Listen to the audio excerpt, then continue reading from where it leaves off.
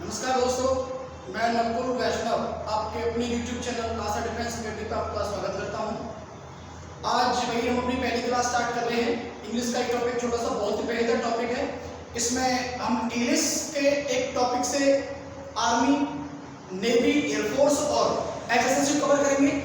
Zero level से शुरू करेंगे और जीरो से लेकर के अब तक जाएंगे, तो ध्यान से पढ़ना है और बहुत ही इंपॉर्टेंट टॉपिक है। इसमें से हर किसी एग्जाम के अंदर क्वेश्चन आते हैं। एक 4 नंबर का क्वेश्चन आपके आर्मी क्लर्क के अकॉर्डिंग जो बता रहा हूँ उसमें आएगा और एचएसएससी में 1 नंबर का क्वेश्चन आता ही आता है। तो टॉपिक हम आपको शुरू करते हैं, ज़्यादा टाइम नहीं लेते हुए। तो टॉपिक है वही इंग्लिश का, सब्जेक्ट वर्ब एग्रीमेंट।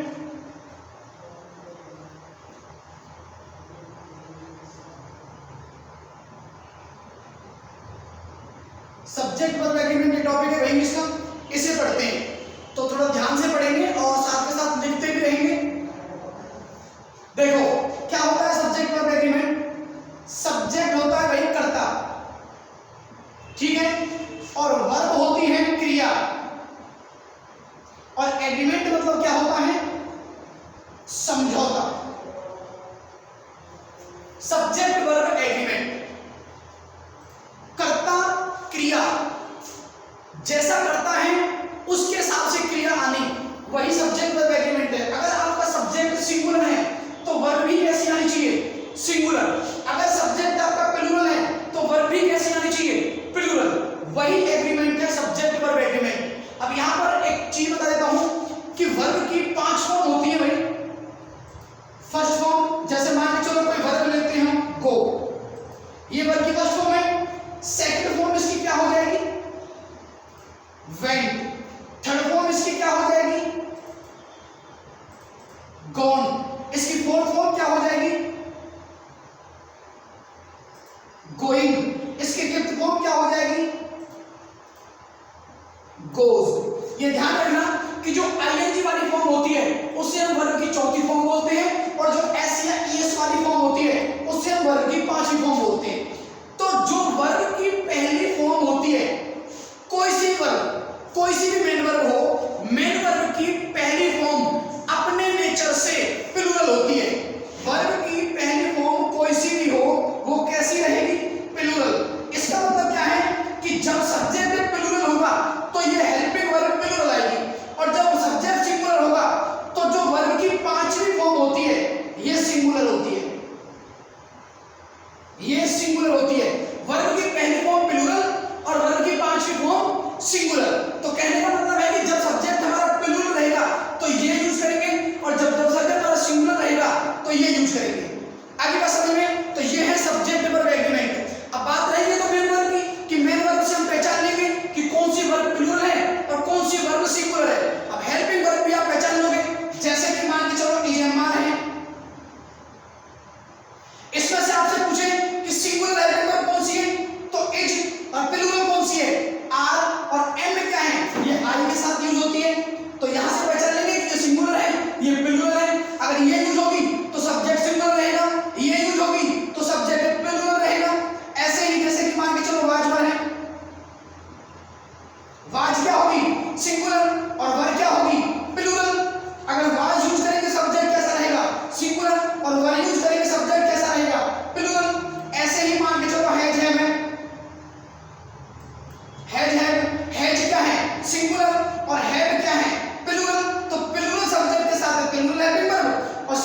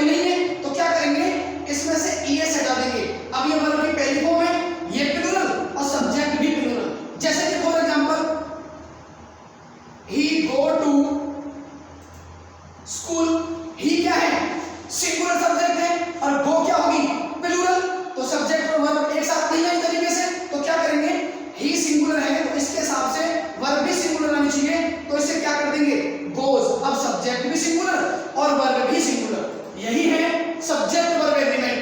क्लियर है? यहां तक जिसको समझ में नहीं आता है दोबारा से वीडियो को बैक करके आप देख सकते हैं, जहां से भी समझ में आए बैक करके देख लेना, अच्छे से क्लियर हो जाएगी।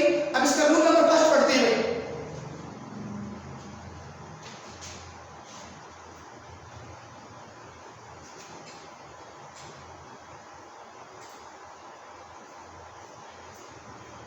देखो भाई रूल नंबर फर्स्ट है और साथ के साथ लिखते भी है ना। रूल नंबर फर्स्ट है और बहुत ही बेहद इंपॉर्टेंट रूल है, तो ध्यान से पढ़ेंगे और लिख लेना और अच्छे से समझना।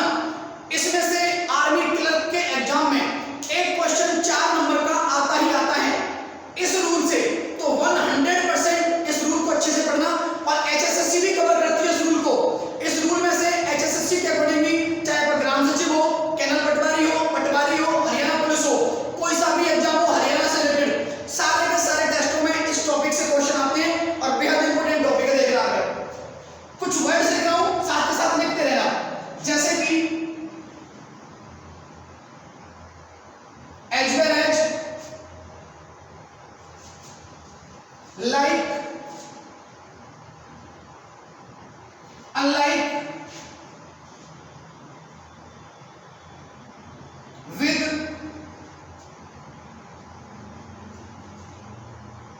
टुगेदर विद, बट, बिसाइड्स, और लिख लेते हैं एंड नोट। ये कुछ वर्ड्स लिखे हैं भाई मैंने, देखो as well as, like, unlike, with, together with, but, beside, and note. अब क्या होगा इसमें कि जो ये शब्द दे रखे हैं इनमें से कोई एक शब्द रहेगा, जो ये शब्द दे रखे हैं इनमें से कोई एक शब्द रहेगा बीच में और उसके दोनों तरफ एक सब्जेक्ट रहेगा। फर्स्ट सब्जेक्ट यहां रहेगा, एक सब्जेक्ट यहां रहेगा, सेकंड सब्जेक्ट। तो करना क्या है कि इनमें से कोई एक शब्द है, उसके सामने एक सब्जेक्ट है, उसके पीछे एक सब्जेक्ट है। अब इस सेंटेंस के लिए जो वर्ब और हेल्पिंग वर्ब आएगी वो पहले सब्जेक्ट के अकॉर्डिंग आएगी। ध्यान से सुनना, इनमें से कोई एक शब्द मिलेगा आपको, एक शब्द के साथ उसके आगे एक सब्जेक्ट लगा होगा, एक पीछे लगा होगा। अब जो वर्ब और हेल्पिंग वर्ब सेंटेंस में आनी है वो पहले सब्जेक्ट के अकॉर्डिंग आएगी। अगर पहला सब्जेक्ट सिंगुलर है तो आने वाली वर्ब और हेल्पिंग वर्ब दोनों ही सिंगुलर रहेगी। अगर सब्जेक्ट पहला प्लूरल है तो आने वाली वर्ब और हेल्पिंग वर्ब प्लूरल रहेगी। एग्जांपल देखेंगे इसका, जैसे कि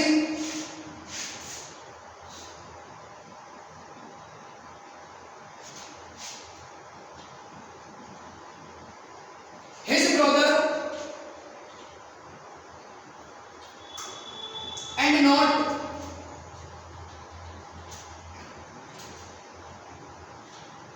his friends are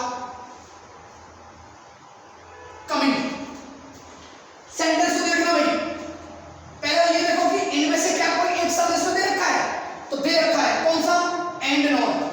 अब समझना अच्छे से, एंड नॉट यहां पर दे रखा है, एंड नॉट से एक सब्जेक्ट यहां पर दे रखा है, कनेक्ट कर रखा है आगे की तरफ, हिज ब्रदर उसका भाई, एक सब्जेक्ट यहां पर दे रखा है, हिज फ्रेंड्स उसके दोस्त। अब दो सब्जेक्ट हो गए एंड नॉट से, एक आगे की तरफ एक पीछे की तरफ। अब यहां पर एक हेल्पिंग वर्ब दे रखी है आर।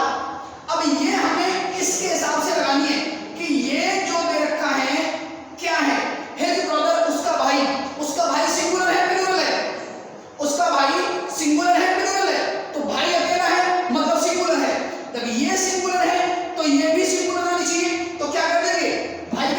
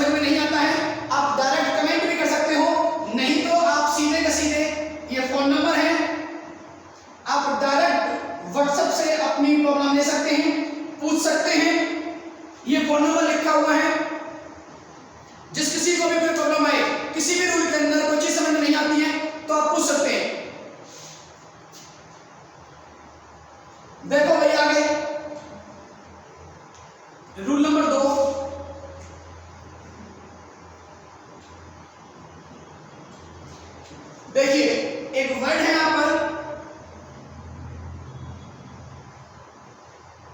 आइदर और,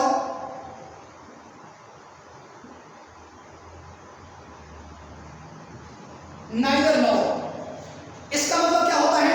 आइदर और, नाइदर नॉर। आइदर और, नाइदर नॉर का मतलब क्या होता है? सिर्फ दो के लिए यूज करते हैं। आइदर और का मतलब है या तो ये या ये। आइदर और का मतलब क्या है? या तो ये है या ये है। और नाइदर नॉर का मतलब क्या है? कि दोनों में से ना तो ये है ना ये है। बात समझ में आई? आइदर और का मतलब क्या है? आइदर और का मतलब है ना तो ये ना ये। और नाइदर नॉर का मतलब क्या है? ना ये ना ये, दोनों में से कोई भी एक नहीं। तो ये था आइदर और, नाइदर नॉर का। तो इसमें क्या करते हैं समझना अच्छे से। देखो हमें क्या करना है, ये देखना है कि जो दूसरे वाला ये दे रखा है पेयर, और पहले वाले पेयर में से कभी कभी क्या होता है कि सिर्फ इसको भी दे देते हैं, इसको नहीं दे देते हैं, सिर्फ इसको भी दे देते हैं, इससे भी सेंटेंस कंप्लीट करवा देते हैं। तो समझना बात को कि जहां पर वर्ब और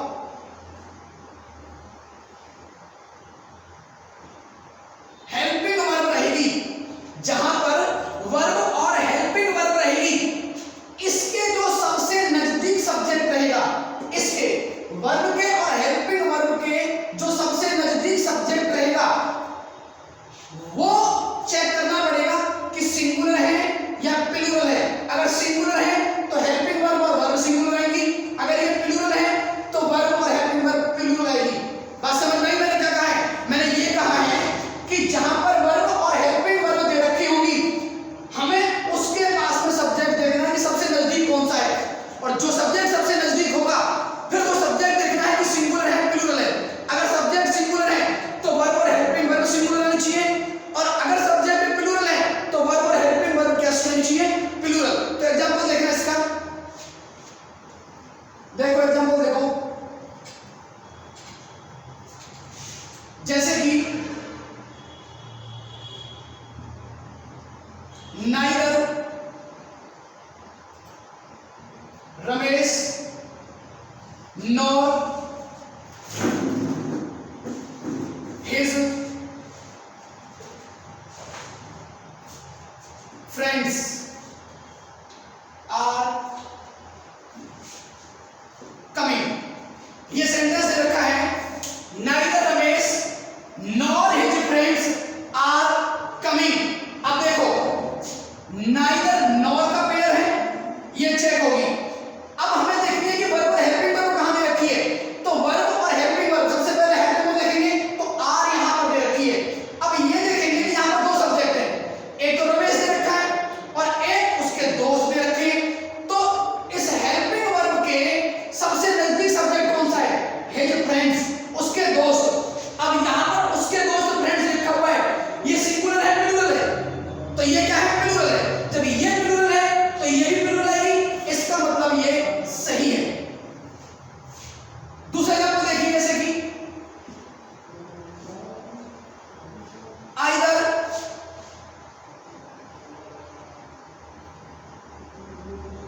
मोहन और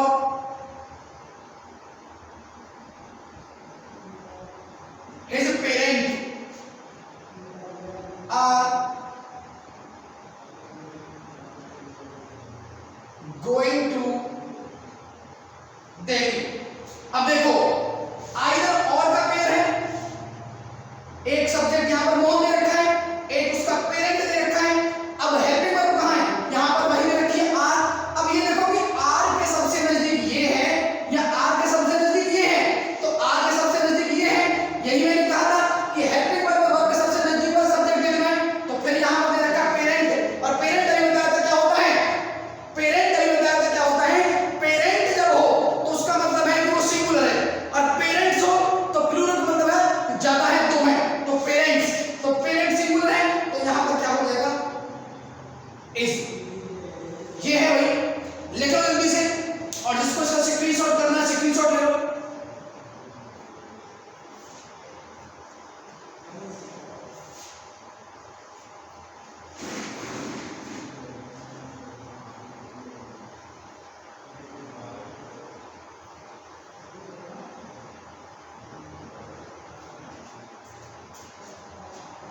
देखिए आगे,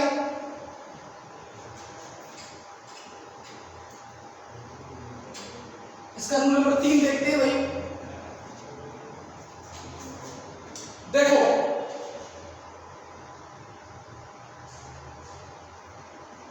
रूल नंबर 3 है, एक सेंटेंस होता है, जैसे कि मान के चलो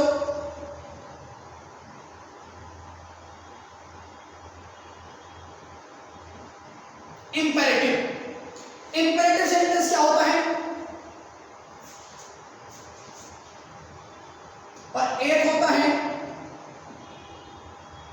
ऑब्जेक्टिव। इंपेरेटिव और ऑब्जेक्टिव इन दोनों सेंटेंस का मतलब पता है। इंपेरेटिव सेंटेंस वो सेंटेंस होते हैं जिसके अंदर आदेश, कोई ऑर्डर दिया जाता है, कोई कमांड दी जाती है, तो वो होते हैं इंपेरेटिव। और ऑब्जेक्टिव क्या होते हैं, ऑब्जेक्टिव सेंटेंस वो होते हैं जिनके अंदर हम अपनी इच्छा व्यक्त करते हैं।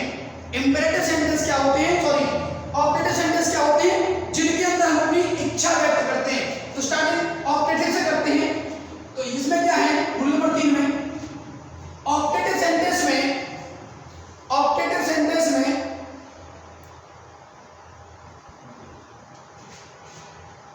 ऑब्जेक्टिव सेंटेंस में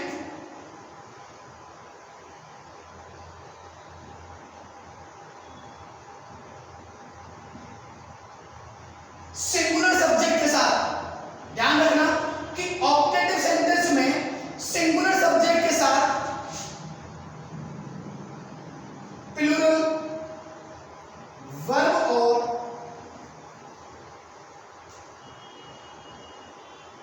हेल्पिंग वर्ब का प्रयोग किया जाता है। लिख लो भाई इस लाइन को कि ऑब्जेक्टिव सेंटेंस जिनमें हम अपनी इच्छा व्यक्त करते हैं, ऐसे सेंटेंसेस के अंदर प्लूरल वर्ब और हेल्पिंग वर्ब यूज करते हैं। तो सब्जेक्ट कैसा रहेगा, सिंगुलर। सिंगुलर सब्जेक्ट के साथ प्लूरल वर्ब और हेल्पिंग वर्ब का प्रयोग किया जाता है। फॉर एग्जांपल देखेंगे, जैसे कि एग्जांपल है God saves the king, God saves the king. अब देखिए इसका मतलब क्या है, गॉड सेव्स द किंग, इसका मतलब है कि भगवान रक्षा करे किसकी, राजा की। भगवान राजा की रक्षा करे या भगवान राजा को बचाए।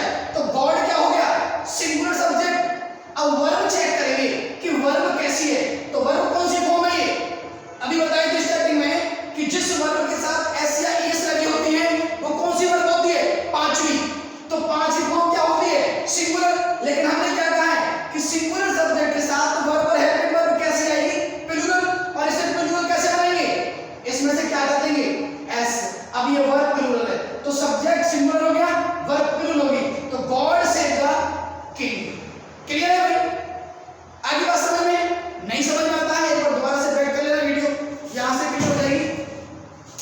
आगे स्क्रीनशॉट ले लेना इसका।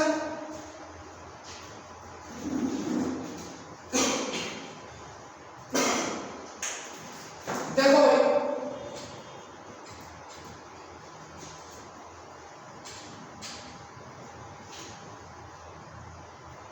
रूल नंबर 4 पढ़ेंगे इसका।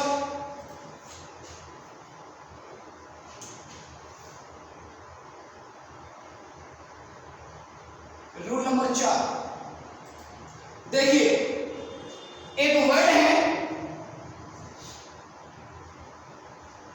ऑल। ऑल का मतलब क्या है, सभी। तो याद रखना कि जब ऑल का प्रयोग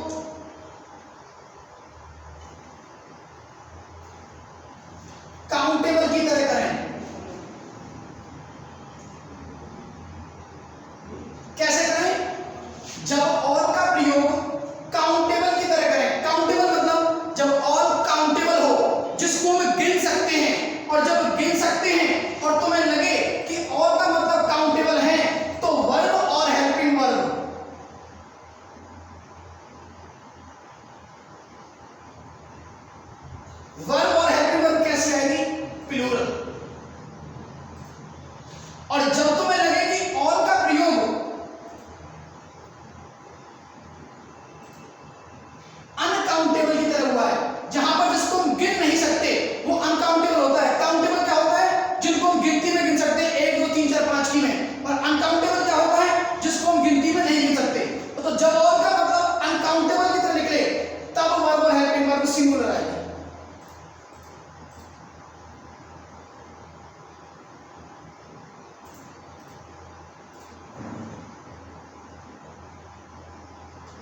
तब वर्ब और हेल्पिंग वर्ब कैसी आएगी?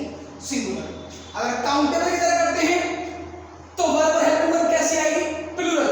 लेकिन जब अनकाउंटेबल की तरह करते हैं तो वर्ब और हेल्पिंग वर्ब कैसी आएगी? सिंगुलर। एग्जांपल देखेंगे इसका।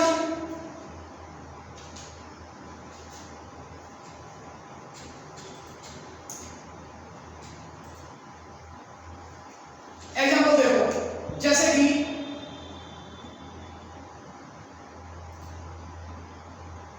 एक सेंटेंस लिखा हुआ है ऑल इज वेल। एक एग्जांपल है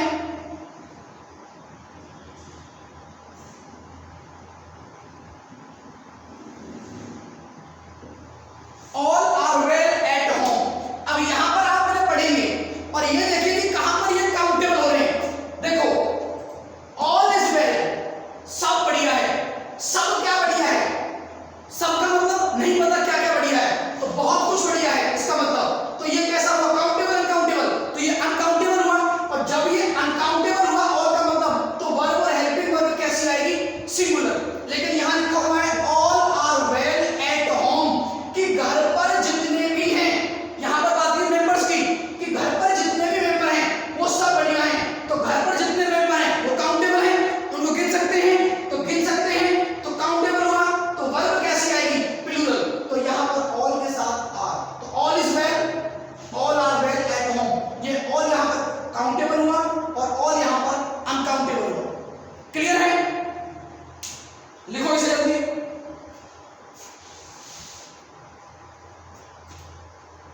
स्क्रीनशॉट भी साथ के साथ लेते रहा करो भाई, जिसको लिखने में प्रॉब्लम हो जाती है।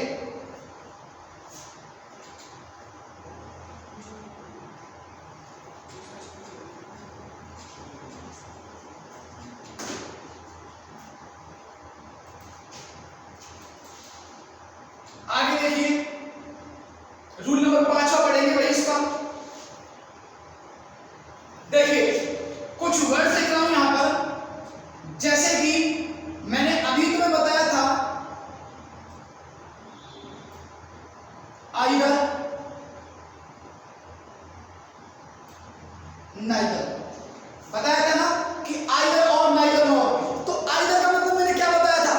आइदर का मतलब मैंने ये बताया था कि सिर्फ दो, या तो ये है या ये है, तो वो आइदर और के साथ था। नाइदर का मतलब क्या बताया था? कि दोनों में से कोई भी नहीं, ना तो ये ना ये। अच्छा, ये तो सिर्फ दोनों के लिए यूज करते हैं।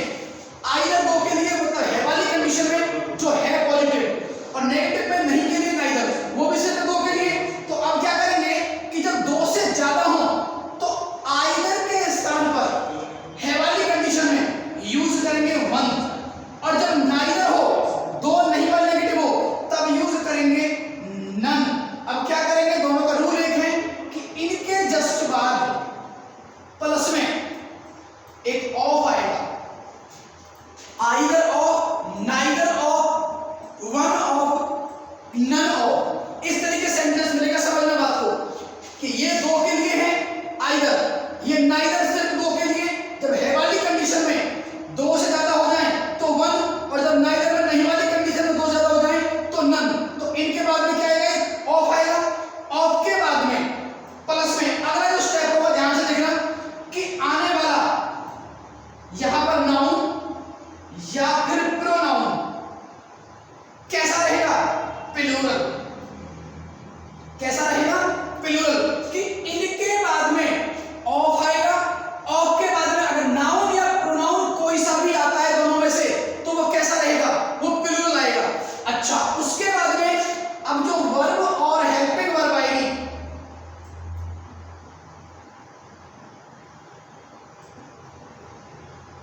जो वर्ब और हेल्पिंग वर्ब आएगी वो कैसी आएगी? सिंगुलर। याद रखना इस चीज को कि अगर सेंटेंस की स्टार्टिंग आइदर ऑफ से, नाइदर ऑफ से, वन ऑफ से या नन ऑफ से हो जाती है, किसी एक से भी, तो उसके बाद में आने वाला नाउन या प्रोनाउन प्लूरल रहेगा, और उसके बाद में आने वाली वर्ब और हेल्पिंग वर्ब कैसी रहेगी? सिंगुलर। तो इसका एक एग्जांपल देखते हैं। चारों का एक ही एग्जांपल है, एक ही पैटर्न है, कोई सा भी हो चारों में से यही रूल फॉलो होना है, तो समझ में आना चाहिए। देखो यहां से एग्जांपल देखते हैं।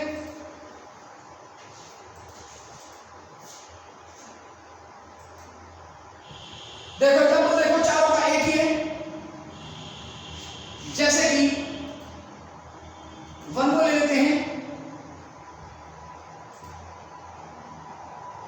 चलो ऐसे करते हैं, one of the student are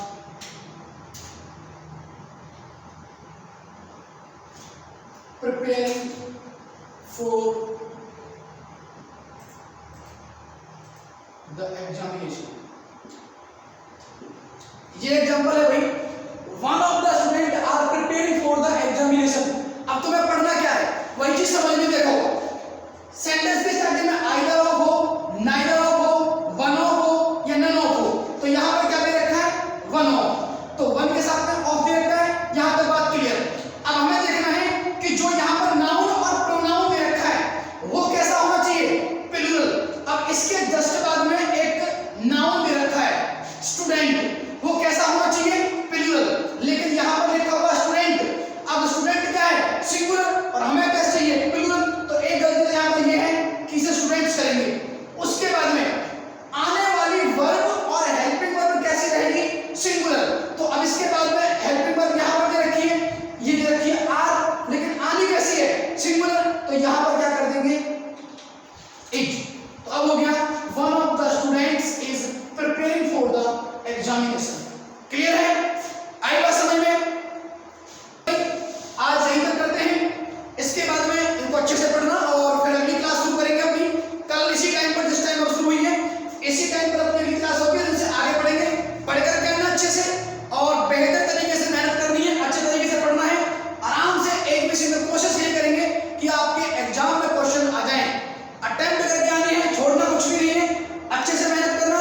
कल यहीं से स्टार्टिंग करते हैं, बाय बाय।